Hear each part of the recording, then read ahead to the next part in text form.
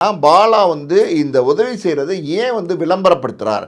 அதாவது அந்த காலத்திலே சொல்லுவாங்க, வலது கை கொடுக்கறது இடது கை தெரியக்கூடாதுன்னு சொல்லுவாங்க. இப்படிலாம் இருக்கும்போது உதவின்னும் போது அது மற்றவங்களுக்கு தெரியாமல் தான் கொடுக்கணும் அப்படின்னும் போது இதை வந்து ரொம்ப விளம்பரப்படுத்த வேண்டிய அவசியம் என்ன? இதை வந்து ரொம்ப பிரபலப்படுத்த வேண்டிய அவசியம் என்ன?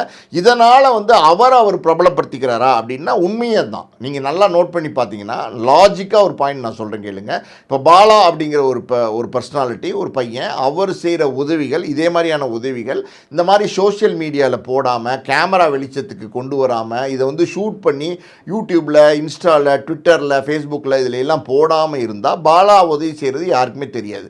ஸோ பாலா ஒரு உதவி செஞ்சிட்ருக்காரு, ஏதோ ஒரு பக்கம் யாருக்கோ என்னென்னமோ கொடுக்குறாரு. அவர் பணம் அவர் சம்பாதிக்கிறார், அவர் கொடுக்குறார், அவர் அப்படி தான் சொல்கிறார். ஸோ அப்படி இருக்கும்போது யாருமே வந்து கேள்வி கேட்க போகிறது இல்லை. ஸோ இப்போ வந்து பாலாங்கிற நபரை எதன் மூலமாக வந்து மக்களுக்கு தெரியும்? பாலா அப்படின்னா உதவி செய்வார் அப்படிங்கிறது வந்து தெரியும். ஸோ இந்த உதவி செய்வாருங்கிறது எப்படி வந்து சோஷியல் மீடியாக்குள்ளே தெரிய வந்துச்சு, எப்படி வந்து மக்களுக்கு தெரிய வந்துச்சு?